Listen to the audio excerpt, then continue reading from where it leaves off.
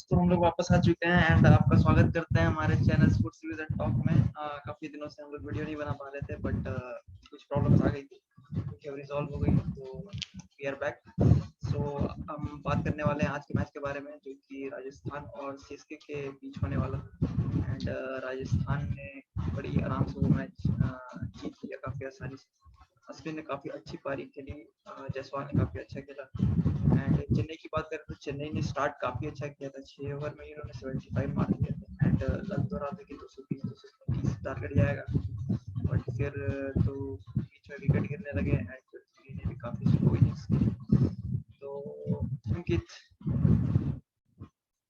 कैसा लगा तुम्हें चेन्नई के आज के परफॉर्मेंस? देख, मेरे ख्याल से अनिमेश मतलब जैसा सीजन गया है, बोल सकते हैं कि रन कम बना था क्योंकि पहला 6 ओवर में था। बट ये भी है कि अभी जैसा लेटली टूर्नामेंट चल रहा है उसमें 150 160 एक ठीक स्कोर है यूज्ड पिच पे। तो स्पिनर्स के सामने क्योंकि स्ट्रगल कर रहा था चेन्नई भी, तो ये तो पता था कि राजस्थान भी स्ट्रगल करेगा। बस वही एक दो ओवर का बात होता है जहां पे गेम टर्नओवर होता है। जैसे कल का भी एग्जांपल, तो अगर हार्दिक वो ओवर नहीं जाता और लॉकी फर्ग्यूसन रहता तो शायद 18 रन नहीं जाता उस ओवर में जो हार्दिक में गया। तो अभी मतलब मुकेश चौधरी 14 मैच खेलने के बाद भी बस इकोनॉमी थोड़ा उसका ज्यादा है अगर वो पावर प्ले में विकेट नहीं ले पाते हैं। तो आज जैसे वो 4 ओवर में 41 दे दिया। बट ओवरऑल जैसा सीजन पैन आउट हुआ और जिसके साथ मैच था, और मेरे ख्याल से ये सब मैच चेन्नई पिछले मतलब 14 साल से क्लोज करती थी। अश्विन जैसे बैट्समैन से तो रन नहीं खाया आज तक। बट अब सीजन ऐसा जा रहा है और क्योंकि मेरे ख्याल से बहुत चॉप एंड चेंज हो गया है टीम्स में और रोल्स अभी डिफाइंड नहीं है, तो ठीक है अगर मैच एंड तक गया। मेरे ख्याल से 10-15 रन शॉर्ट था जैसा स्टार्ट मिला था। हाँ, एंड मेरे ख्याल से कि चेन्नई ने वापसी भी काफ़ी अच्छी कर ली थी, बट वही है कि अश्विन ने जो छक्के जो लगा दिए वो डेड बॉल से निकल मैच।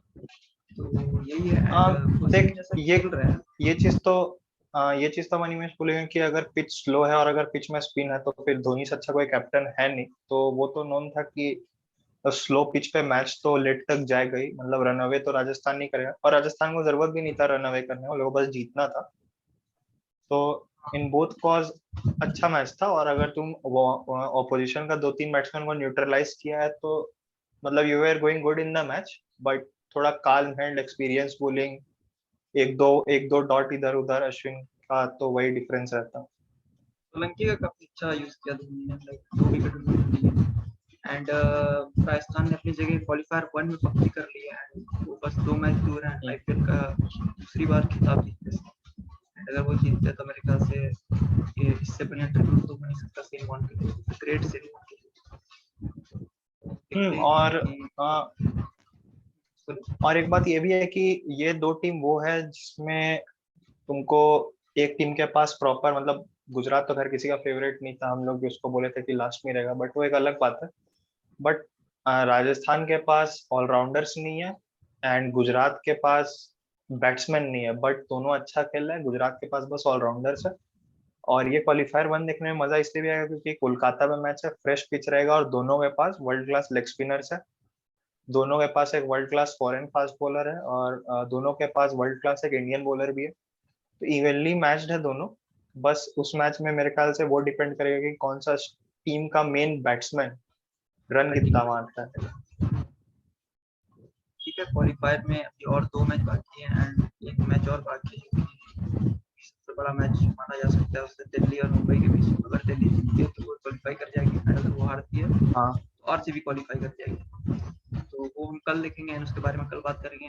चेन्नई की थोड़ी और बात कर लेते हैं कि लाइक आज धोनी ने भी एक स्टेटमेंट दिया है कि वो नेक्स्ट सीजन भी आने वाले हैं, would be very hmm. Front of Chennai crowd.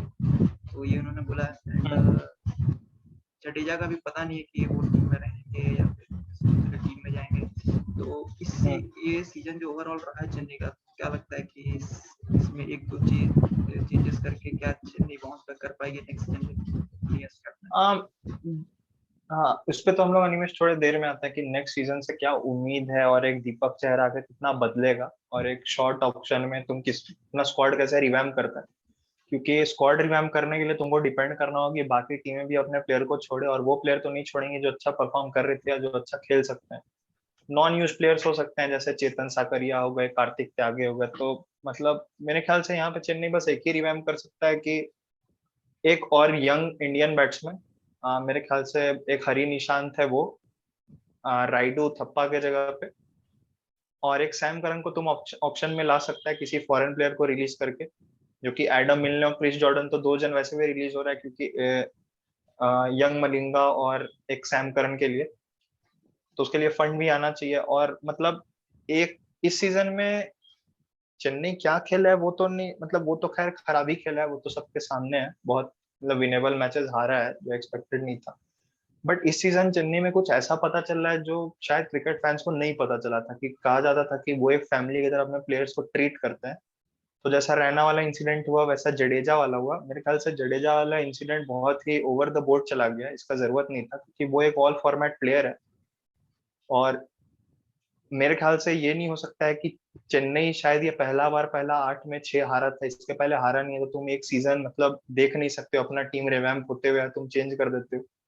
और धोनी भी ओवर द बोर्ड जाके ये बोलना धोनी का कि स्पून फीडिंग कर रहे थे, पहला 2 मैच हम समझाए, फिर उसके बाद में हम बोल दिए तुम खुद देखो, तो पार्शियल स्पून फीडिंग नहीं चलता है। मतलब वो कुल मिला के ये कहा कि जो कैप्टन था वो केपेबल नहीं था, तो पहले उसको पूरी तरह बता रहे थे, लेकिन उसके बाद थोड़ा थोड़ा बता रहे थे। तो मेरे को ये समझ में नहीं आया। और जैसा सिचुएशन है और जैसा अभी चल रहा है, तो और पता नहीं लोगों को पता नहीं है ये, लेकिन एन श्रीनिवासन ने बहुत कंजर्वेटिवली हार्श वर्ड्स यूज कर चुके हैं वो जडेजा और रैना के लिए प्रीवियसली। तो अब एक चीज तो खैर ये तय हो गया कि Ravindra Jadeja is not a captain any more, neither he will be looked upon as a captain for international team also, whether he is available और whether he is not available. तो ये फ्रेंचाइज का बहुत बड़ा गलती है, क्योंकि इस सीजन 2 चीजें ऐसे हुई हैं जो लोगों को, मतलब लोगों का ध्यान नहीं गया। एक जडेजा और एक श्रेयस अय्यर का भी हम इंसिडेंट बोलेंगे, जो कि एक ओपनली सीईओ को आके बोलना कि वो टीम 11 का मीटिंग्स में इन्वॉल्व होता है। हाँ फिर वो पलट गए फिर वो बात। हाँ, मैंने सौरव गांगुली का बुक में ये पढ़ा था कि केकेआर में, मतलब केकेआर का बोर्ड या उसका सीईओ डायरेक्टरेट ये सब बहुत इन्वॉल्व होता है प्लेयर्स लोग के लिए भी, जस्ट लाइक राजस्थान के लिए रेयान पर आ गए। तो पर्सनली हम नहीं चाहेंगे ऐसे इन्वायरमेंट के बाद जडेजा जैसा प्लेयर वापस लौटे, जो अपना बेस्ट देगा, नहीं देगा, अगर नहीं देगा तो फिर उसको बोला जाएगा कि ये जान के नहीं दे रहा है, एक एडेड प्रेशर रहेगा। लेकिन फिर ये भी है कि तुम जडेजा जैसा प्लेयर को, लेकिन मेरे को लगता है जडेजा मेरे हिसाब से आना नहीं चाहिए सीएसके में, जैसा पैन आउट हुआ है उसके लिए। उसका मतलब समझ लो कि कैंडिडेचरशिप जो अभी इंडियन क्रिकेट टीम में बहुत ओपन है, वाइस कैप्टन टेस्ट क्रिकेट के लिए, और जडेजा 3 फॉर्मेट खेलता है, तो उसका दरवाजा पूरी पूरी तरह बंद हो चुका है।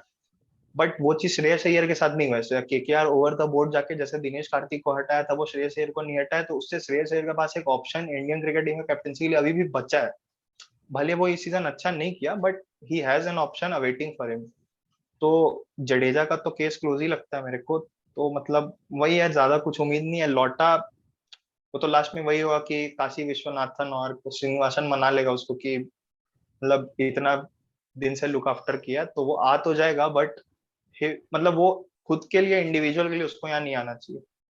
और सेम जडेजा के साथ मेरे हो ख्याल चुका से है 1 साल का बैन 2011 में भी, जब वो राजस्थान में था राजस्थान और मुंबई इंडियंस से डील करने की कोशिश कर रहा था, तो आईपीएल उस पर बैन लगाया था।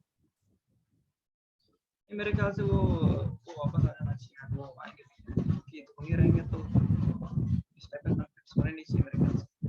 पर देखते हैं क्या होता है, दूसरे टीम में जाएंगे तो मुझे लगता है तब भी वो अपना फुल देंगे, सीएसके में रहेंगे तब भी वो फुल ही देंगे। अब वो अलग बात है, मे बी फैंस एक अलग वे में ले सकते हैं अगर उनका प्रदर्शन खराब रहता है तो। बाकी तो दीपक चहर आ जाएंगे तो अच्छी बात है, सैम करन आ जाएंगे तो वो भी सही है। मेरे ख्याल से एक और अगर कोई फॉरेन ऑलराउंडर अगर आता सीएसके के पास तो वो बेटर रहता है। नहीं, मेरे ख्याल से निमेश के तुम मतलब मेरे ख्याल से तुम थिक्साना के साथ जाएगा ही जाएगा। हाँ यंग मलिंग परिथाना जो है वो दीपक चहर आ जाएगा तो ऑब्वियस नहीं खेलेगा। देन आई थिंक तुम मोइन अली, कॉनवॉय और इसी के साथ जाओगे, सैम करन के साथ।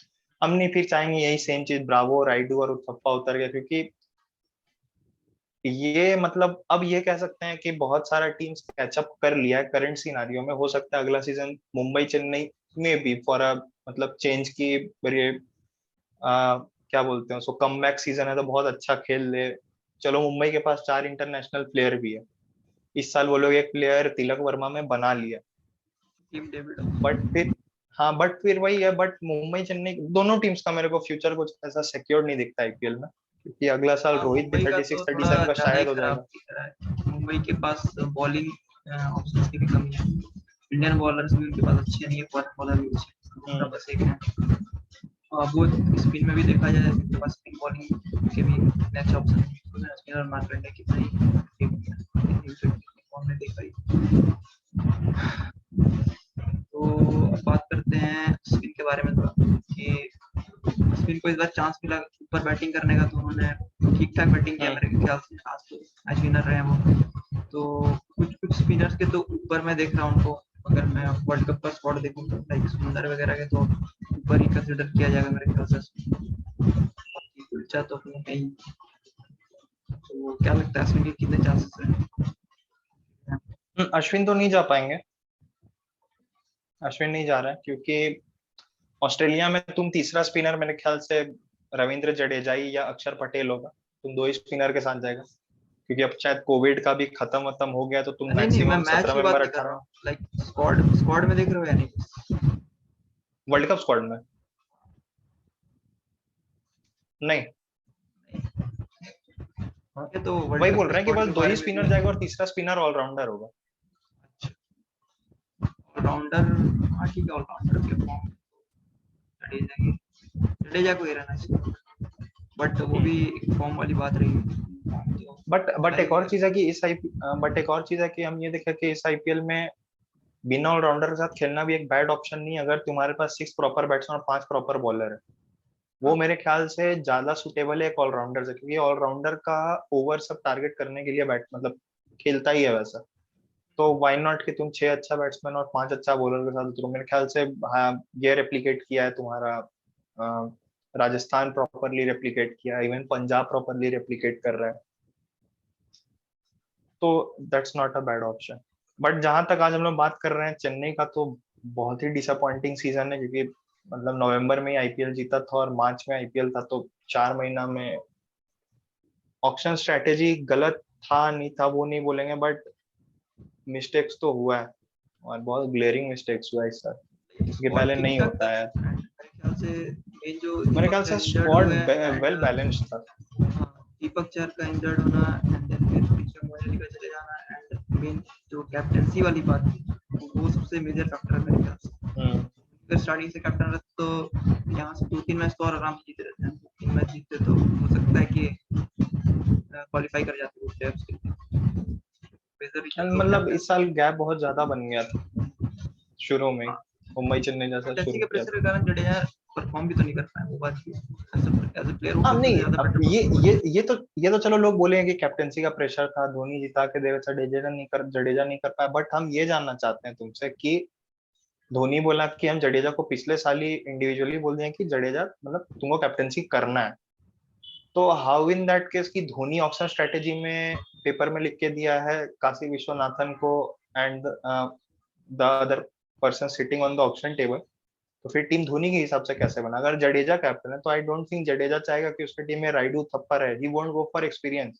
तो वो नया कैप्टन है, सबको उस चीज के साथ नहीं खेल सकता, क्या पता वो कुछ और यंग टैलेंट्स के लिए जाता है या कुछ वो हैं। अलग जैसा टीम चाह रहा स्क्वाड होता है। इन्होंने लिया वो तो श्योर है कि मेरे ख्याल से धोनी के अकॉर्डिंग ही लिया है। हाँ नहीं नहीं, वो रिपोर्टेड है, न्यूज रिपोर्ट में आया है कि कुछ कुछ प्लेयर्स का नाम धोनी लिख के दिया था कि एकदम जरूरी चाहिए, उसमें ऊपर दीपक सर था एट एनी कॉस्ट।